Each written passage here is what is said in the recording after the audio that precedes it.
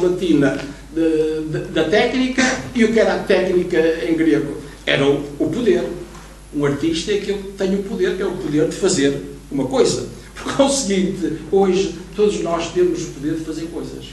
E é difícil para nós, nas democracias, dizermos esta coisa é boa, esta coisa é má.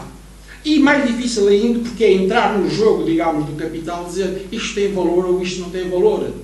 A única coisa que nós podemos dizer é, já não do tipo filosófico, mas é do tipo mais básico, quer dizer, gosto ou não gosto. Vocês percebem, quer dizer, chega ao fim e acaba-se por dizer gosto ou não gosto. E mesmo assim, o gostar ou não gostar, isto é, o facto de nós dizermos que temos ideias e os aspectos filosóficos, como bem lá aparece que são aos simulacros, as pessoas pensam assim, eu penso assim. Não há ninguém que pense assim ou desta maneira. Aquilo que nós pensamos já foi pensado e é pensado por milhares de pessoas. Basta vermos na televisão, quer dizer, os opinion makers. Nós estamos assim, eu penso isto, assim, pensas isto porque já ouviste falar de tal, já ouviste falar de tal, talvez puxar mais para este lado. É aquilo que nós chamamos as ideologias.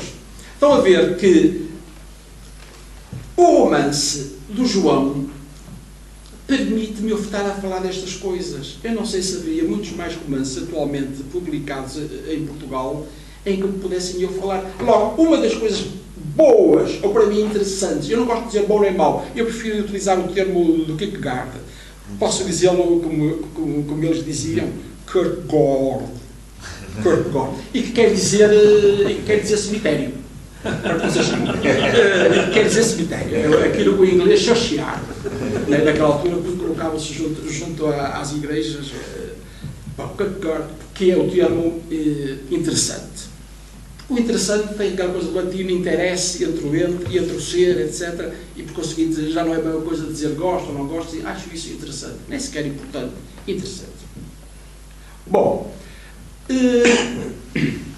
outros aspectos. Logo, estava eu a falar que este romance permite a alguém que está a comentá-lo a falar de todas estas coisas, que são coisas de uma importância fundamental. Eu até diria que de uma importância histórica. Só nós não sabemos o que é que estamos a dizer, o que é que estamos a falar e o que é que estamos a escrever. Isto é, mais tarde, daqui a 50, 100 anos, outros indivíduos vão dizer o que era aquela época. Não é que eles sejam mais inteligentes do que nós, não. São tão estúpidos ou patetas como nós somos hoje.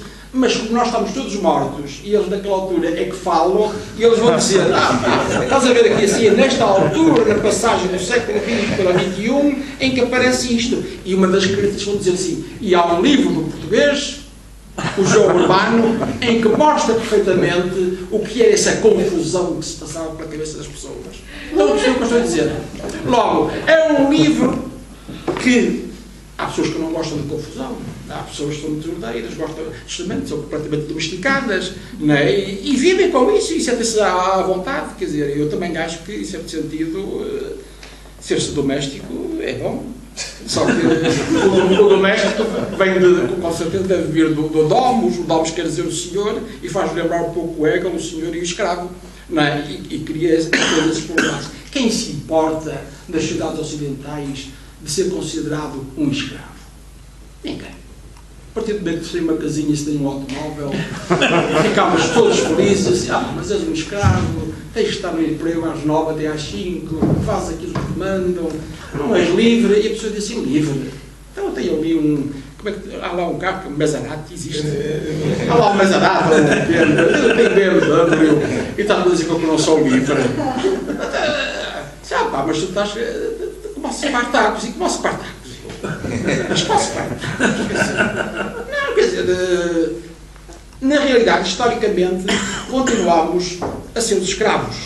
Só que é uma escravatura que nós pensamos que é tolerável, isto é, que pode ser habitável.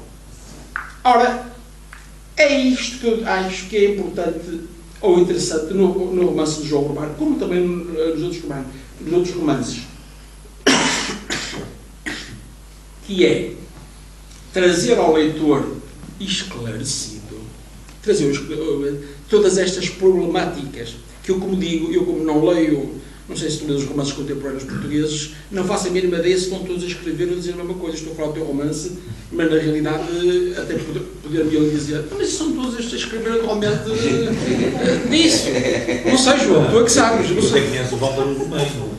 Não tem nada a ver com isto. O Walter Hugo Meio, não li nada dele, mas sei que ele só fala da bem. Quer dizer, por alguma coisa ele colocou a Meio no nome dele, quer dizer, calma aí. E diz que é de Vila do Conde, quando quem é de Vila do Conde sou eu. O que é terrível. O que é terrível. Mas pronto, as pessoas... Da Caxinas. Sim, Caxinas trabalhou a minha mãe sempre como professora primária. No meu tempo as Caxinas chamávamos Caxinas City, era uma rua. Hoje é maior que o próprio Vila do Conde. Em relação à língua, não se escreviam romances naquela altura como estes, escreviam-se outros romances. Há uma outra cena que justamente em relação ao romancista norueguês, como é que se chama? Amundsen. Eu aí depois eu também não sei se é português. Amundsen é como eu leio. O Amundsen, eu li quando era miúdo e gostava, mas eles eram muito miserabilistas, não eram? Não eram. Eu lembro-me assim, eu quando era miúdo, cheguei a ler 3 ou 4 romances. A fome.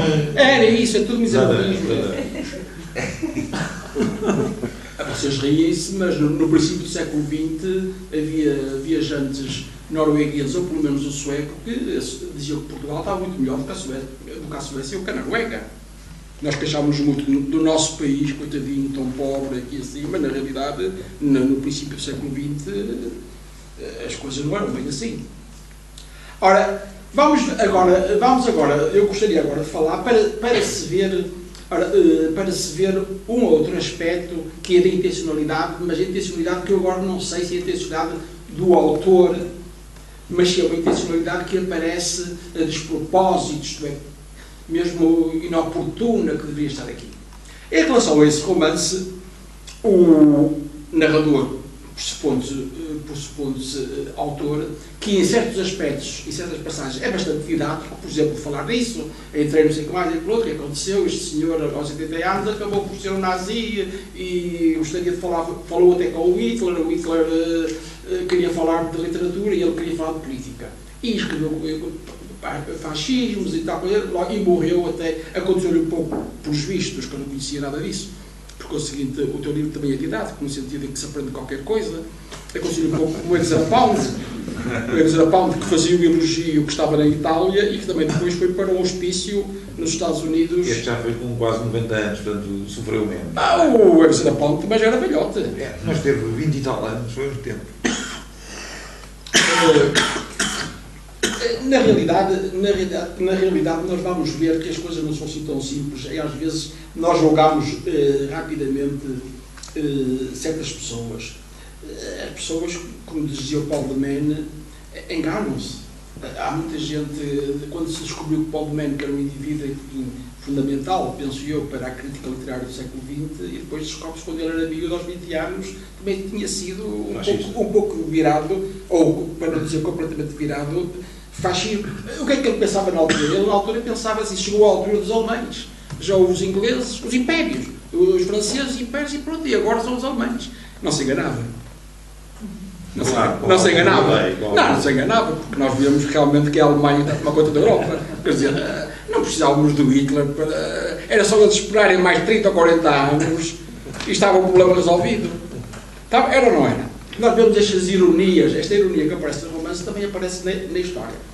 Ora, aí fala-se no nazismo e nos aspectos rássicos do nazismo, tudo aquilo que nós falamos sobre o nazismo, sobre aquilo do nazismo, do Hitler e do Salazar, o Salazar que felizmente no fundo também era uma terceira via, porque nem eram as democracias liberais, nem eram os comunismo, estávamos aqui todos neste cantinho, uns com os pés descalços, outros coisas, não havia assim grandes coisas, ele fazia tudo para que não houvesse muita industrialização, para não haver operários ou proletários, coisa que a tia do narrador principal gostaria, que o sobrinho tivesse uma prole, e isso é uma grande chatice, porque ter proles é muito mais difícil depois de dar de comer a mais bocas, não é?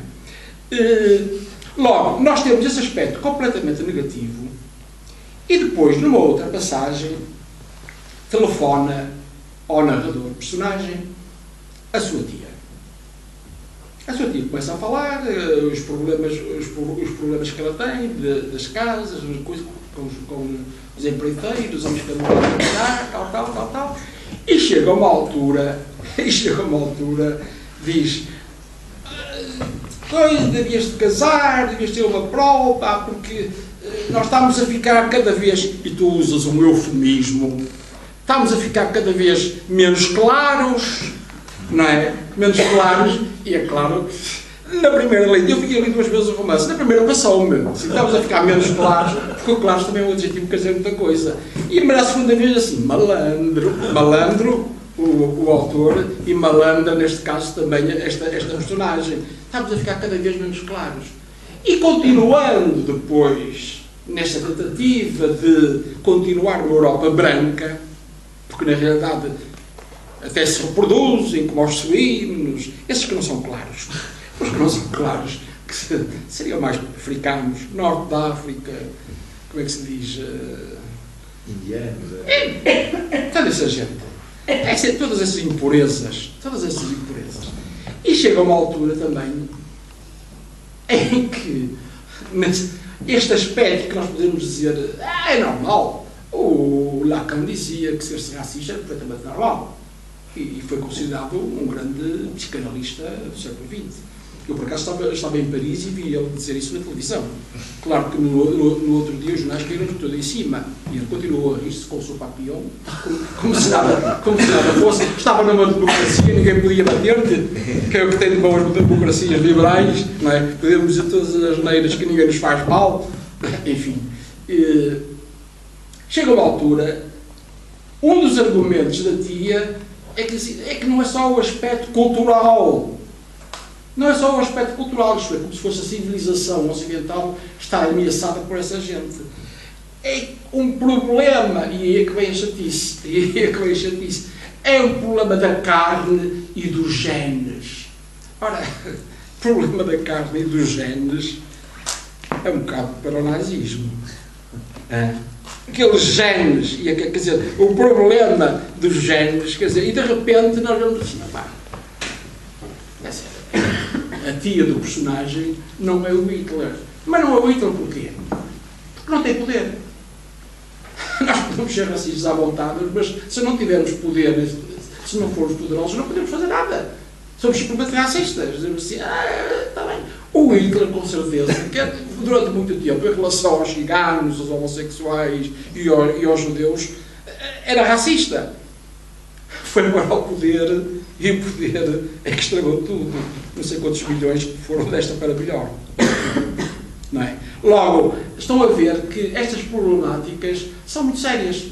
Porque, e no entanto, o narrador diz a minha, não sei o que mais, que a gente até pensa que seria uma namorada, e vai dizer a minha tia, de quem ele tinha uma adoração, porque foi até a tia que ajudou a criar. Estão a ver que neste romance existe toda esta problemática que eu penso que os outros romances não têm. Todos os romances devem ser a mesma coisa. Esse é que devem ser ainda queirosianos, no sentido de que é tudo certinho, há preocupações com um certo protocolo, isto não se pode fazer, pode-se fazer. No romance do João há uma liberdade. Eu não dizia total, porque uma vez falámos do total e faz-nos lembrar de totalitarismos e isso. Se disser também absoluta, mas chatice. Estão a ver que este problema que eu estou a ter da linguagem é o problema que o João tem ao escrever os livros dele. Porque justamente ele não quer, como é que se diz, fazer um contra. Ele não quer fazer um contra. E é isso que está a tornar tão difícil a arte, não só a literatura, é que as pessoas depois dizem assim, mas o que é que eu posso dizer que não seja silêncio? No livro, por exemplo, fala-se que chega a uma altura uma linguagem zero. Bom, uma linguagem zero, na minha terra, não existe. Na minha terra, uma linguagem zero não existe. Existem linguagens. E se nós quisermos escrever, temos que escrever sobre alguma coisa. Eu agora até quase que estava a ser como o em relação à consciência. A consciência é consciência de alguma coisa, não é? E este livro